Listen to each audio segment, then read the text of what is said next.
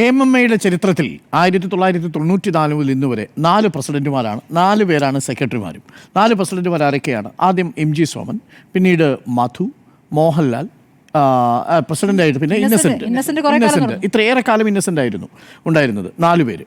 Secretary സ്ഥാനത്തേക്ക് വന്നാലോ മോഹൻലാൽ, മമ്മൂട്ടി, എനിക്കൊന്ന് TP ഉണ്ടായിരുന്നു, TP മാധവൻ ജനറൽ സെക്രട്ടറി ആയിട്ടുണ്ട്, പിന്നെ സിദ്ദിഖ്. ഇടവേള ബാബു, മോഹൻലാൽ, മമ്മൂട്ടി, സിദ്ദിഖ്, ഇത്രയും പേരേ ഉള്ളൂ. ഇതിലൊന്നും തന്നെ നിർണായകമായ സ്ഥാനങ്ങളിൽ സ്ത്രീകളുടെ ഒരു ലീഡർഷിപ്പ് ആ സംഘടനയിൽ ഉണ്ടായിട്ടില്ല.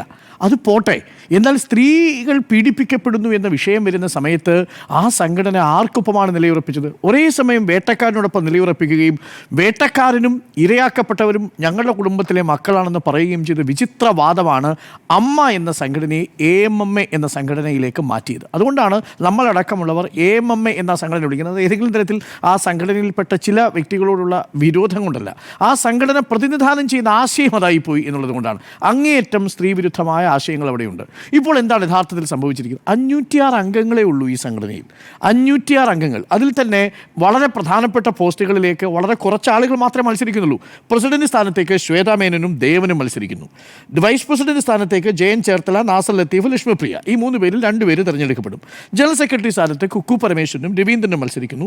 ജോയിന്റ് സെക്രട്ടറി ആയിട്ട് അൻസിബ ഇതിനകം തന്നെ തിരഞ്ഞെടുക്കപ്പെടുകയും ചെയ്തു. അതാണ് ഏറെ വിചിത്രമായ കാര്യം. തിരഞ്ഞെടുക്കപ്പെട്ട അൻസിബ ചോദിച്ച ചോദ്യം, കുറ്റാരോപണ വിധേയർ എന്തുകൊണ്ട് തെരഞ്ഞെടുപ്പിൽ മത്സരിച്ചുകൂടാ, മന്ത്രിമാർ മത്സരിക്കുന്നില്ല എന്നുള്ളതാണ്.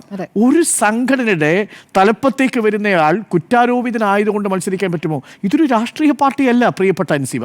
അൻസിബയ്ക്ക് അതിനെക്കുറിച്ച് വ്യക്തമായ ധാരണയില്ലാത്തതാണ്. നമുക്ക് ആ താരത്തെക്കുറിച്ച് മറ്റൊന്നും പറയാനില്ല. ഒറ്റ കാര്യം മാത്രമേ പറയാനുള്ളൂ, അൻസിബ ആ ആരോപണ വിധേയൻ എന്നുള്ളത് ചെറിയ കാര്യമല്ല. ഈ സംഘടനയിൽ അന്ന് ചിരിച്ച പല മനുഷ്യരും ഇന്ന് പല പീഡന കേസുകളിലും പ്രതിസ്ഥാനത്ത് നിൽക്കുന്നവരാണ്. അന്നത്തെ വളരെ അശ്ലീലം നിറഞ്ഞ ഒരു പ്രസ് മീറ്റ് ഉണ്ടായിരുന്നു, ഞാൻ അങ്ങനെ അതിനെ വിശേഷിപ്പിക്കുക. കാര്യം അതിൽ ചിരികൾ, തമാശകൾ. നോക്കൂ, ഒരു സ്ത്രീ, ഒരു സഹപ്രവർത്തക പീഡിപ്പിക്കപ്പെട്ടതിന് ശേഷം മാധ്യമങ്ങളോട് അന്നത്തെ താരങ്ങൾ വന്ന് നടത്തിയ പ്രകടനമാണ് കണ്ടത്. അന്നിൽ വലിയ രീതിയിൽ വാഗ്വാദം നടത്തിയ പിന്നീട് ജനപ്രതിനിധിയായ ഒരു താരം ഒരു പീഡന കേസിൽ പ്രതിയായി. അതിൽ അന്ന് ഇരുന്ന് കൂടുതൽ ഡിഫെൻഡ് ചെയ്ത പിന്നീട് ജനറൽ സെക്രട്ടറിയായ മറ്റൊരു താരം മറ്റൊരു പീഡന കേസിൽ പ്രതിയായി ഒളിവിൽ കഴിയേണ്ടി വരുന്ന സാഹചര്യമുണ്ടായി, ജാമ്യത്തിൽ ഇറങ്ങേണ്ടി വരുന്ന സാഹചര്യമുണ്ടായി. അപ്പോൾ ഇതൊക്കെ അൻസിബയെ പോലുള്ള ആളുകൾ മനസ്സിലാക്കേണ്ട ഒരു കാര്യം. കുറ്റാരോപിതൻ എന്ന് പറഞ്ഞാൽ ചെറിയ കാര്യമല്ല. സാമ്പത്തിക തട്ടിപ്പ്, സ്ത്രീകളുമായി ബന്ധപ്പെട്ട വിഷയങ്ങളിൽ ഇടപെടൽ, ഇതൊക്കെ പ്രധാനപ്പെട്ട ആരോപണങ്ങളാണ്. ആ ആരോപണങ്ങളിലുള്ള ആളാണോ ഈ വനിതാ താരങ്ങൾ അധികമുള്ള ഒരു സംഘടനയിൽ തലപ്പത്ത് വരേണ്ടത്? അങ്ങനെ ഒരു തീരുമാനം നിങ്ങൾക്ക് എങ്ങനെ ഉണ്ടായി എന്നുള്ളതാണ്. അതൊക്കെ സാങ്കേതികമായി മറ്റൊരു രാഷ്ട്രീയ പ്രവർത്തനത്തിൻ്റെ ഭാഗമായി കേസ് കൊടുക്കലും പരാതിയൊക്കെ ഉണ്ടാവും. ഇതങ്ങനെയല്ലല്ലോ സംഭവിച്ചത്. അവിടെ തന്നെ ഒരു തെറ്റു പറ്റി എന്നുള്ളതാണ്. രണ്ടാമത്തെ ഒരു പ്രധാനപ്പെട്ട കാര്യം നോക്കൂ, ഇതിൽ കുക്കു പരമേശ്വരനെ ടാർഗറ്റ് ചെയ്യുന്നതിനാണ്. അന്ന് ഞാൻ മനസ്സിലാക്കുന്നത് സിദ്ദിഖിനോട് മത്സരിച്ച് 28 വോട്ടിനെ കണ്ടാണ് കുക്കു പരമേശ്വരൻ പരാജയപ്പെടുന്നത്. അത്ര വലിയ സ്വാധീനം കുക്കു പരമേശ്വരനുണ്ട്. അത്ര എളുപ്പത്തിലൊന്നും കുക്കു പരമേശ്വരൻ വഴങ്ങില്ല എന്നുള്ളതും അവർക്കറിയാം. അതുകൊണ്ട് തങ്ങൾ ഉദ്ദേശിച്ച ദിശയിലേക്ക് കൊണ്ടുപോകണമെങ്കിൽ കുക്കു പരമേശ്വരനും ശ്വേതയും ഒക്കെ ഉള്ള കാലത്തോളം നടക്കില്ല എന്നത് കൃത്യമായി അറിയാവുന്നതുകൊണ്ട് ബാബുരാജ് പിന്മാറുമ്പോൾ എന്താ പിന്നെ കുറച്ച് പേർക്കും കൂടി കറയായിക്കളയാം എന്നങ്ങ് തീരുമാനിക്കുന്നു. അങ്ങനെ ചില യൂട്യൂബർമാരുടെയൊക്കെ സഹായത്തോടു കൂടി ആ നീക്കം നടത്തുന്നു. ഞാൻ മനസ്സിലാക്കിയത് ഇന്നിപ്പോൾ കലൂരിൽ കണ്ണായ സ്ഥലത്ത് 15 സെൻറ്റ് സ്ഥലവും അവിടെ ഇപ്പോൾ ഒരു കാർപോർച്ചിൻ്റെ സ്ഥലവും കൂടെ അവിടെ എടുത്തിട്ടുണ്ട്. അതിന് തൊട്ടടുത്തൊരു മുറിയും കൂടിയുണ്ട്. അത് പിന്നീടൊരു ടെമ്പററി ബാറായിട്ടൊക്കെ പ്രവർത്തിക്കുന്നുണ്ടെന്ന് ആരോപണമുണ്ട്, എനിക്കറിയില്ല. ആ ബാറിനകത്ത് ചില അമ്മാവന്മാർ ഈ നീക്കുന്ന ചില നീക്കങ്ങളാണ് യഥാർത്ഥത്തിൽ ഇപ്പോൾ AMMA എന്ന സംഘടന ഇത്ര തൊലിയുരിച്ച് നമ്മുടെ മുന്നിൽ നിർത്തിയിരിക്കുന്നത്. സ്ത്രീകളെ ഉപയോഗിച്ച് ഉഷാ ഹസീന അല്ലേ, ഉഷാ ഹസീന, പൊന്നമ്മ ബാബു തുടങ്ങിയ താരങ്ങളെ കൊണ്ട് ഈ ഇത്തരം വിവാദങ്ങൾ ഉയർത്തി. ഇത് എന്തിനു വേണ്ടിയാണെന്ന് ആലോചിച്ച് നോക്കൂ. ഇപ്പോൾ കുക്കു പരമേശ്വരൻ ഉയർത്തിയത് പച്ചക്കള്ളമാണ് എന്നുള്ളത്.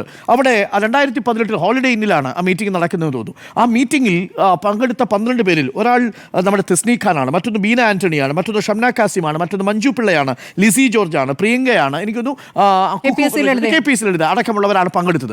ഇതിലൊരു നടനെക്കുറിച്ച് പറയുന്ന സമയത്താണ് ഒരു മുതിർന്ന നടി അവിടെ നിന്ന് എഴുന്നേറ്റ് പോകുന്നത്. ഈ മെമ്മറി കാർഡ് കുക്കു പരമേശ്വരൻ കൊടുക്കുന്നത് 8-7 വർഷങ്ങൾക്ക് മുമ്പ് നടന്ന കാര്യമാണ്. പിന്നീട് ഇന്നേ വരെ ഈ മെമ്മറി കാർഡ് ചർച്ച ചെയ്യപ്പെട്ടിട്ടില്ലല്ലോ. അപ്പോൾ ഈ മെമ്മറി കാർഡ് പെട്ടെന്ന് ഇരുന്ന് വരുമ്പോൾ എന്താ, കുക്കു പരമേശ്വരനെ എതിരെ ഒരു ആരോപണം ഉന്നയിക്കണം. അതിനുവേണ്ടി കണ്ടുപിടിച്ചതാണ് ഇത് എന്നുള്ളതാണ് ഏറ്റവും കൗതുകകരമായ കാര്യം. അവിടെ അത് കൃത്യമായിട്ട് ഓഡിയോ പോലും ആ മെമ്മറി ടേപ്പിൽ ഉണ്ടായിരുന്നില്ല എന്നുള്ളതാണ് ഞാൻ മനസ്സിലാക്കുന്നത്. അപ്പോൾ അത് അവാസ്തവമായ ഒരു കാര്യമാണ്. അതിൻ്റെ പേരിലാണ് കുക്കു പരമേശ്വരനെ വേട്ടയാടുന്നത്. രണ്ടാമത് ശ്വേതാ മേനോനെതിരെ യഥാർത്ഥത്തിൽ ഇയാളെക്കുറിച്ച് നമ്മൾ അന്വേഷിച്ചപ്പോഴാണ് ഈ മാർട്ടിൻ എന്താണ് മീനാച്ചേരി എന്തോ ഒരു കഥാപാത്രം. ഇയാൾ ഇപ്പോൾ ഇയാളുടെ പേരിൽ തന്നെയുള്ള അലിഗേഷൻസ് കേൾക്കുമ്പോഴാണ് നമുക്ക് ചിരി വരുന്നത്. അതിനെക്കുറിച്ചൊന്നും നമ്മൾ പറയുന്നില്ല. കാര്യം ഒരു ചർച്ചയിലേക്ക് അയാളുടെ പേര് കൊണ്ടുവരേണ്ട സാഹചര്യം പോലുമില്ല എന്നാണ് നമ്മൾ മനസ്സിലാക്കുന്നത്. പക്ഷേ അശ്ലീല രംഗത്തിൽ അഭിനയിച്ചിരിക്കുന്ന ചിത്രത്തിൻ്റെ പേര് കേട്ടപ്പോൾ നമ്മൾ ഞെട്ടിപ്പോയി. പലേരി മാണിക്യം പോലൊരു സിനിമ. മമ്മൂട്ടി എന്ന സിനിമാ നടൻ അശ്ലീല രംഗത്ത് അഭിനയിച്ചു. നാളെ മമ്മൂട്ടിക്കെതിരെ ഇയാൾ കേസ് കൊടുക്കൂലേ? മമ്മൂട്ടി എന്ന നടനെതിരെ കൂടിയല്ലേ യഥാർത്ഥത്തിൽ ആരോപണം വന്നിരിക്കുന്നത്? ഒന്ന് ആലോചിച്ച് നോക്കൂ. അത് AMMയിലെ അംഗങ്ങൾ അംഗീകരിക്കുന്നുണ്ടോ? ഇന്റിമേറ്റ് ആയിട്ട് അഭിനയിച്ചു എന്നാണ് പറയുന്നത്. അതാണ്. എന്നിട്ട് AMMയിലെ താരങ്ങൾക്ക് ഒരു തരത്തിലും മിണ്ടാട്ടമില്ലെന്ന് പറഞ്ഞാൽ ഇപ്പോൾ എല്ലാവരും ഒരുമിച്ച് ഒറ്റക്കെട്ടായി ശ്വേതാമേനോടൊപ്പം നിൽക്കണ്ടേ? ഇതേപോലെ പുറത്തുനിന്ന് വരുന്ന ചില കൃമികൾ ഈ സംഘടനയ്ക്കുള്ളിൽ ബുദ്ധിമുട്ടുണ്ടാക്കാൻ വരുന്ന സമയത്ത് ഈ വിഷജീവികളെ പുറത്തു നിർത്താൻ സംഘടന ഒരുമിച്ച് നിൽക്കണം എന്നുള്ളതാണ് എൻ്റെ അഭിപ്രായം. അതിൽ ഇക്കാര്യത്തിൽ പലേരി മാണിക്യമാണെങ്കിൽ അത് അവരുടെ ടാലൻ്റാണ്. ആ ടാലൻറ്റിൽ അവർ അഭിനയിച്ച സിനിമ ഇവിടെ സെൻസർ ബോർഡ് സർട്ടിഫൈ ചെയ്ത് പുറത്തിറക്കിയ സിനിമയിൽ വളരെ വൃത്തിയായിട്ട് അഭിനയിച്ച ഒരു താരത്തെ ആ രീതിയിൽ കരിവാരിത്തേക്കാൻ ഉപയോഗിച്ചു എന്നുള്ള ഒരൊറ്റ കാരണം മതി ശ്വേതാമേനോന് പിന്നാലെ അണിനിരക്കാൻ. ഇന്നിപ്പോൾ AMM എന്ന സംഘടനയെ തിരിച്ച് അമ്മ എന്ന സംഘടനയാക്കി മാറ്റണമെങ്കിൽ ഈ ശ്വേതാമേനോടൊപ്പം അണിനിരക്കുക, ഈ പറയുന്ന കുക്കു പരമേശ്വരനോടൊപ്പം ശക്തമായിട്ട് നിലയുറപ്പിക്കുക, എന്നിട്ട് ശക്തമായ നിലപാടുകളുമായി, ഉറച്ച നിലപാടുകളുമായി സർക്കാർ കൊണ്ടുവരാൻ പോകുന്ന നയത്തോട് ചേർന്ന് നിന്നുകൊണ്ട് ഈ പരിപാടികൾ കൊണ്ടുവരിക. ഒരു കാര്യം ഈ മാലാ പാർവതിക്കെതിരെയും ഈ നടിമാർക്ക് നോക്കൂ, എന്നിട്ട് അവരൊരു സ്ക്രീൻഷോട്ടിനെ പുറത്ത് വിടുന്നുണ്ട്. അവർ മന്ത്രിമാരുടെ നമ്പറുകൾ കൊടുക്കുകയാണ്, എന്നിട്ട് ഓഡിയോ ക്ലിപ്പ് നമ്മൾ കേൾപ്പിക്കുന്നത്. അത് പുറത്തു വിടേണ്ടി വന്നു അവർക്ക്. സഹായം ഇവരെ ബന്ധപ്പെടുക എന്ന് വളരെ ഉത്തരവാദിത്തപ്പെട്ട അപ്പോൾ ചെറുപ്പക്കാരായിട്ടുള്ള താരങ്ങളൊക്കെ ഉണ്ടല്ലോ. നിങ്ങളുടെ സംഘടനയിൽ നടക്കുന്ന ഈ കാര്യത്തിൽ ഞങ്ങൾക്ക് പ്രത്യേകിച്ച് ഒരു താല്പര്യവുമില്ല. കാര്യം അതുകൊണ്ട് അതൊരു സാംസ്കാരിക വിപത്തായിട്ട് അതിൽ ചിലർ മാറുന്നുണ്ട്. നിങ്ങൾക്ക് തന്നെ അറിയാമല്ലോ, ആ സംഘടന 40,000 രൂപയ്ക്ക് ചിലവ് നടന്നുകൊണ്ടിരിക്കുന്ന ഒരു സംഘടന ഇന്ന് 20 ലക്ഷത്തിലധികം രൂപയും കണ്ട അതിൻ്റെ ചിലവെന്നാണ് പറയപ്പെടുന്നത്. ആ രീതിയിലേക്ക് വലിയ ധൂർത്തായിട്ട് മാറിയിട്ടുണ്ട്. 1.5 കോടി രൂപ GST കുടിശ്ശിക അടയ്ക്കാനുണ്ട്. ആ സംഘടന മാസം ചെലവാക്കുന്നു എന്നുള്ളതാണ്. അപ്പോൾ നോക്കൂ, അത് ചെറിയ കാര്യമാണോ? ഇത്തരം ധൂർത്തുമായി നടക്കുന്ന തങ്ങളുടെ റിയൽ എസ്റ്റേറ്റിൻ്റെ ബിസിനസ്സിന് വേണ്ടിയിട്ട് ഈ കലൂരിലുള്ള ഈ കെട്ടിടം ഉപയോഗിക്കുന്ന ഒരാളെ വിശ്വസിച്ചുകൊണ്ട് നിങ്ങൾക്ക് എങ്ങനെയാണ് ഒരു സംഘടനയെ തകർക്കാൻ കഴിയുക? അതുകൊണ്ട് എൻ്റെ ലളിതമായിട്ടുള്ള ഒരു അഭിപ്രായം എന്ന് പറയുന്നത്, ഈ 506 അംഗങ്ങളിൽ ഇപ്പോഴും 180 പേർക്ക് 5000 രൂപ വെച്ച് ഈ സംഘടന പ്രതിമാസം കൊടുക്കുന്നുണ്ട്. സഞ്ജീവനി എന്ന് പറയുന്ന മറ്റൊരു മെഡിക്കൽ എയ്ഡ് ഉണ്ട്. അപ്പോൾ ഇതൊക്കെ തുടർന്ന് പോകണമെന്നുണ്ടെങ്കിൽ, അതിന് വിശ്വാസം വീണ്ടെടുക്കണമെന്നുണ്ടെങ്കിൽ സംഘടന ഒറ്റക്കെട്ടായി നിൽക്കുക എന്നതാണ് വേണ്ടത്. അതിനുവേണ്ടി ഒരുമിച്ച് തന്നെ നിൽക്കുക, അനാവശ്യമായിട്ടുള്ള ഈ തർക്കങ്ങൾ അവസാനിപ്പിക്കുക. കാരണം നമ്മളുടെ കലാകാരന്മാരുടെ സംഘടന എന്ന് പറയുമ്പോൾ അതിനൊരു സാംസ്കാരികമായ ഔന്നത്യമുണ്ട്. അത് ഈ പറയുന്ന പാഴുകളുടെ സാമ്പത്തിക ലാഭം നോക്കിയിട്ട് കൊണ്ടുവയ്ക്കരുത് എന്നുള്ളതാണ് അഭിപ്രായം. അത് ആരൊക്കെയാണെന്ന് പ്രേക്ഷകർക്കറിയാം. ചുരുങ്ങിയ പക്ഷം ഈ സംഘടന ഉള്ളവർക്കെങ്കിലും അറിയാം എന്നുള്ളതാണ് ഞാൻ മനസ്സിലാക്കുന്നത്. വലിയ സംഘടനയായി മാറേണ്ടതാണ്. കേരളത്തിൻ്റെ സാംസ്കാരിക അടയാളമായി മാറേണ്ട സംഘടന ഒരു ജീർണതയുടെ അടയാളമായി മാറരുത് എന്നുള്ളതാണ് നമ്മുടെ വിനീതമായ അഭിപ്രായം. അപ്പോൾ കേസ് കുതന്ത്രമോ എന്ന ചോദ്യത്തിന് അങ്ങേയറ്റം കുതന്ത്രമാണ് എന്നുള്ളതാണ് എൻ്റെ ടേക്ക്. അമ്മയെ നയിക്കുന്നത് ചില അമ്മാവന്മാരായി മാറുന്നു എന്നുള്ളത് വളരെ മോശം കാര്യമാണ്. അത് നയിക്കാൻ പര്യാപ്തമായിട്ടുള്ള നല്ല മിടുക്കികളായിട്ടുള്ള ആളുകൾ വരട്ടെ, അത് മിടുക്കന്മാരായിട്ടുള്ള ആളുകൾ വരട്ടെ, ആ സംഘടന മുന്നോട്ട് പോകട്ടെ എന്നുള്ളതാണ്.